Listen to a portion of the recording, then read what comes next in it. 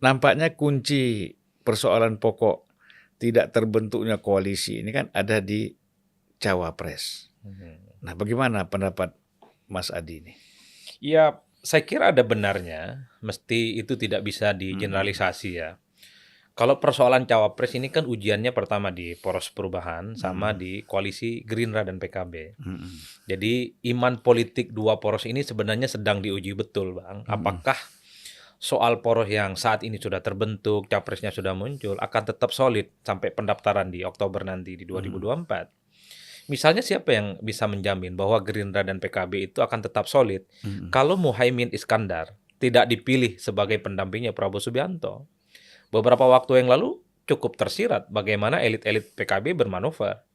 Muhaimin akan berkoalisi dengan siapapun yang bisa memastikan Muhaimin bisa maju di Pilpres. Tak terkecuali dengan poros perubahan Anies Baswedan. Kan itu yang disampaikan. Ini kan sebenarnya satu statement politik yang cukup intimidatif. Bahwa sekalipun maksud saya sekalipun PKB dengan Gerindra itu saat ini bikin fakta integritas, tapi bukan berarti sampai Oktober pendaftaran KPU iman politik mereka tetap konsisten. Tidak ada jaminan. Ini kali yang keberapa bagi Muhaimin Iskandar untuk bisa maju Pilpres. 2019 kita tahu Muhaimin ingin maju, tapi tidak dapat tiket. 2014 juga ingin maju, tidak dapat tiket. Tentu di 2024 Muhaimin akan maju dengan siapapun. Karena ada kecenderungan Gerindra ini kan hanya ingin berkoalisi dengan PKB, tapi tidak dengan Muhaimin Iskandar. Kan itu catatannya. Begitupun dengan poros perubahan. Siapa yang bisa menjamin ketiga partai ini akan solid sampai pendaftaran ke KPU? Kalau melihat kecenderungannya misalnya, Demokrat itu tetap mematok harga mati AHY bisa mendampingi Anies. Demokrat dan AHY tahu persis Anies nggak mungkin bisa maju tanpa Partai Demokrat. Karena gabungan Gerindra dan PKS itu tidak cukup. Ini kuncian yang sebenarnya mematikan. Satu sisi misalnya kalau AHY tidak diambil oleh Anies sebagai pendamping, maka sangat mungkin Demokrat akan balik badan. Tapi pada saat yang bersamaan, kalau AHY jadi pendamping Anies, AHY tidak bisa memberikan insentif politik elektoral yang selama ini memang menjadi kelemahan Anies. Terutama misalnya di basis-basis Nahdliyin. AHY tidak bisa memberikan tambahan elektoral, ataupun secara teritori misalnya. AHY tidak bisa menambah suara Anies di Jawa Timur ataupun Jawa Tengah. Ini yang sepertinya membuat kenapa Nasdem maju mundur tentang AHY, maju mundur tentang Partai Demokrat yang selalu mematok harga mati soal cawapres. Sementara yang lain belum kelihatan hilal politiknya. KIB misalnya, sekalipun ini adalah poros yang paling utama mendeklarasikan sebagai poros politik. Sebelum kita ke KIB, kita tuntaskan dulu nih poros perubahan. Ya. Di samping Demokrat menginginkan AHY, PKS juga kan menginginkan kadernya menjadi pendampingnya Anies kan. Betul. Jadi ada dua problem ini. Ada problem mendasar di situ. Karena begini Bang, kalau dilihat dari angka-angka statistik, basis pemilih Anies ini dia makan pemilihnya PKS, makan juga pemilihnya Demokrat. Jadi supaya pemilih Anies yang dulu ke PKS tidak bedol desa, maka kemudian PKS ini usulkan Aher. Untuk membentengi supaya pemilih-pemilih PKS yang dulu terafiliasi ke Anies itu hijrah ke Nasdem. Begitupun dengan Demokrat, kalau AHY tidak bisa maju, bukan tidak mungkin pemilih AHY dari dulu yang kelompok-kelompok kritis itu migrasi dan pindah kepada Nasdem. Karena yang diuntungkan dari deklarasi Anies itu Nasdem, bukan PKS ataupun Partai Demokrat. Jadi kenapa mereka ngotot mengusung kader mereka sendiri? Supaya pemilih-pemilih mereka itu tidak pindah ke tempat yang lain, terutama ke Nasdem. Ini repot ketiga partai ini. Belum lagi pada level narasi politik. Narasinya perubahan, tapi publik tak satu pun bisa menangkap apa yang disebut dengan perubahan.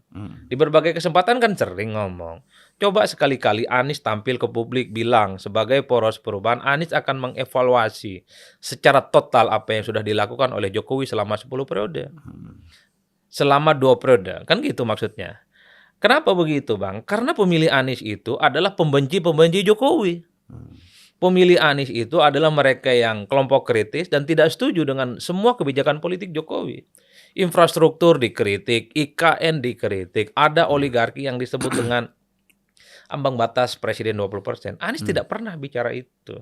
Menarik kalau Anies tampil kepada publik, simbol oposisi, simbol perubahan. bahwa Anies kalau menang jadi presiden, dia akan mengubah secara total kesalahan-kesalahan fatal yang sudah dilakukan oleh Pak Jokowi. Kan itu yang sebenarnya ditunggu oleh publik. Jadi Anies sebagai figur oposisi, jangan pernah takut untuk head to head dan konfrontatif. Kalau memang ada sesuatu yang janggal dan tidak oke di zaman Jokowi itu, why not? Karena pasar pemilih Anies kelompok kritis. Kelompok-kelompok yang tidak suka dengan Jokowi. Sekali-kali misalnya melihat Donald Trump kan oke juga bagaimana dia menyerang Joe Biden. Dia ingin maju lagi di Pilpres Amerika. Joe Biden bilang, Donald Trump maksud saya, dia kan sering mengkritik Joe Biden. Kata Donald Trump, kalau saya jadi presiden, kasih waktu saya 1 kali 24 jam, akan saya damaikan itu Ukraina dan Rusia. Beda dengan Joe Biden yang terkesan dia membiarkan perang itu berlarut-larut. Itu kan keren, Bang. Saya membayangkan poros perubahan itu seperti itu. Kalau Anda memilih Anies Baswedan, Anda akan melihat bagaimana Indonesia itu makmur, bukan hanya infrastruktur. Hutang dihilangkan, kemiskinan dihilangkan gitu ya. IKN itu ugal-ugalan dan seterusnya. Tidak ada ambang batas presiden, tidak ada ambang batas parlemen. Kalau itu yang dilakukan mantap betul, Bang. Ya tapi kan nggak mungkin kalau saya lihat ya.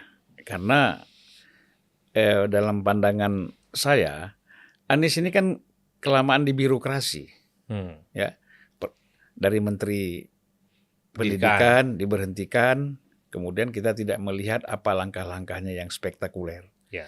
Kemudian masuk menjadi gubernur, itu sudah menjadi urusannya lebih praktis, teknis, pragmatis, sehingga dia nggak mampu lagi, tidak ada waktu untuk berpikir tentang apa yang disampaikan oleh Mas Hadi tadi, ya kan?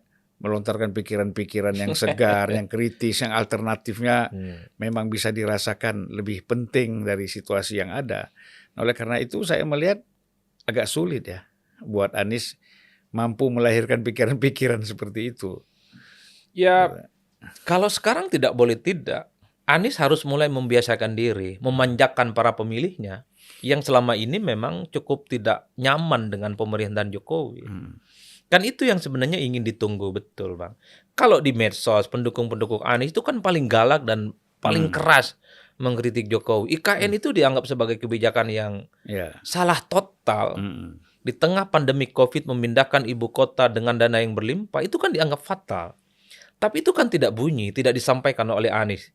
Sementara PKS dan Demokrat nyalak terus. Ini adalah kebijakan yang gagal. Orang melihat poros perubahan itu di Anies, Bang, bukan yang lainnya. Ya, tapi kan persoalan pokoknya Mas Hadi ya, kenapa Anies tidak, kalaupun dia mampu, dia mau, dia mengerti untuk menyampaikan apa yang disampaikan tadi, ya, soal mengkritisi dan menyampaikan alternatif-alternatif pikiran dia dari pemerintahan sekarang, dia kan terjebak pada kepentingan Nasdem. Persoalannya Nasdem kan tidak mau keluar dari koalisi, tidak mau mundur dari kabinet, sehingga Anies dia terkurung di situ gitu. Dia terkurung dengan kepentingan Nasdem. Sehingga dia tidak mungkin melakukan langkah-langkah yang spektakuler seperti itu. Nah, kecuali Nasdemnya mundur dari kabinet. Kemudian tidak bermain dua kaki lagi. Dan menyatakan kita all out untuk Anies. Baru Anies bisa keluarkan pikiran-pikiran yang berbeda. Kalau begini kan jangan pakai poros perubahan dong. Poros perubahan yang lain lah, apa judulnya? Poros penyesuaian. Poros penyesuaian, poros reinkarnasi, poros replika Jokowi dan macam-macam. Karena kalau bicara suasana hati Nasdem, kan sering kita dengar. Jokowi bahagia, Nasdem bahagia. Sementara capresnya adalah orang yang selama ini tidak pernah bahagia dengan Jokowi gitu loh, Pak. Tentu sebagai capres Anies harus punya vision bahwa dia harus mampu melampaui partai-partai itu. Konon Anies bagi para pendukungnya tidak bisa didikte oleh partai. Independen, profesional, dan tidak mungkin bisa disebut sebagai petugas partai seperti calon-calon yang lain. Tunjukkan kalau Anies bisa melakukan itu. Kalaupun toh Nasdem berada di dalam, minimal Anies sebagai orang yang independen, bukan kader partai, bilang bahwa dia punya vision, punya diferensiasi yang harus disampaikan kepada partai-partai pendukungnya, terutama Nasdem, bahwa kebijakan IKN, infrastruktur, tentang hutang, itu fatal dan salah. Mungkin kita terlalu jauh ekspektasi kita ini terhadap Anies terlalu jauh. Problemnya kita jauh lebih perubahan ketimbang Anies itu, Bang. Iya, makanya harapan kita lebih harapan kita tinggi kepada Anies. Tapi kenyataannya dia tidak mampu melakukan itu gitu loh. Jadi karena banyak sekali yang dia pertimbangkan ya, terutama dia nggak punya partai, kemudian dia diusulkan oleh partai lain, oleh partai yang bukan partai dia, nah otomatis sehingga dia ya terkurung di situ, nggak bisa berbuat apa-apa. Nah ini yang menurut saya membuat dia pasrah. Diajak ke Kalimantan, diajak kampanye ke Sumatera Barat, kemana aja dia jalan. Tetapi kan kita lihat ya dari hasil kunjungan-kunjungan itu memang tidak melahirkan apa yang Mas Adi bilang tadi, yang menjadi harapan. Iya. Itu kan. Karena begini, dulu setelah Anies dideklarasikan maju Pilpres dari Nasdem, Oktober-November, elektabilitas Anies tuh melesat, Bang. Dulu posisinya selalu nomor 3 di bawah Prabowo Subianto. Oktober-November, Anies bisa runner up, sudah menempel Ganjar Pranowo. Karena bayangan publik ketika Anies muncul sebagai kandidat capres, itu semacam oase politik. Anies itu bukan hanya sosok pembeda dari Jokowi, tapi ada perubahan-perubahan besar yang diharapkan mampu jauh lebih bagus ya tentang indeks demokrasi, bagaimana Indonesia ke depan ya hubungannya di dunia internasional dan seterusnya. Tapi ketika narasi perubahan yang ditunggu itu tidak kunjung hadir, tidak kunjung disampaikan, ya Anies mengkritik tapi mengkritiknya dari luar, kadang ngomong di Singapura, kadang ngomong di Australia, bocor tipis-tipis kritikannya, tapi itu kan nggak nendang. Pemilih Anies itu adalah pemilih yang dia suka nonjok gitu loh. Oh, bahwa Jokowi itu rezim hutang. Oh, senang betul itu penontonnya. Senang betul itu supporternya. Kalau Anies mengatakan infrastruktur adalah proyek gagal, proyek yang tidak perlu pikiran intelektual, penontonnya itu senang betul, Bang. Anies nggak bisa bocor halus, Bang. Jadi bocornya harus banyak. Ini yang kemudian menurut beberapa survei, termasuk survei yang kita lakukan, bahkan survei Litbang Kompas yang terbaru, Anies itu bukan hanya turun, tapi makin kempes perolehan suaranya, kembali di posisi ketiga dan di bawah jauh dari Prabowo Subianto, yang posisinya run up. Kalau yang utama tetap Ganjar Pranowo, karena tidak ada jenis kelamin politik yang kemudian dilihat menjadi pembeda dari Anies, Bang.